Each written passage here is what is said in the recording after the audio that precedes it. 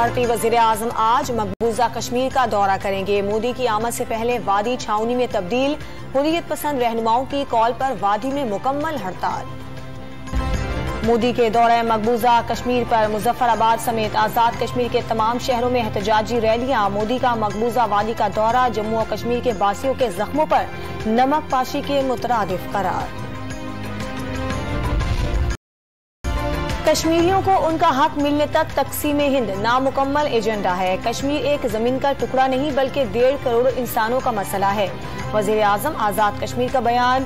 مودی مسلسل کشمیریوں کی نسل کشی کر رہا ہے۔ مشال ملک کا ویڈیو پیغام۔ وفاقی حکومت کا بڑا فیصلہ، سیاسی شخصیات سمیت 100 اہم افراد کے نام ایگزٹ کنٹرول لسٹ سے خارج کر دیے۔ وزیر اعظم شہباز شریف، وزیر داخلہ رانا ثناء اللہ، شاہد خاقان عباسی، خواجہ سعد رفیق اور خواجہ آصف شامل، آصف زرداری اور فیال تالپور بھی بیرون ملک سفر کر سکیں گے۔ اور یوکرین پر روسی حملے کو 2 ماہ مکمل، روسی فوج نے یوکرین کے مشرق میں حملے تیز کر دیے۔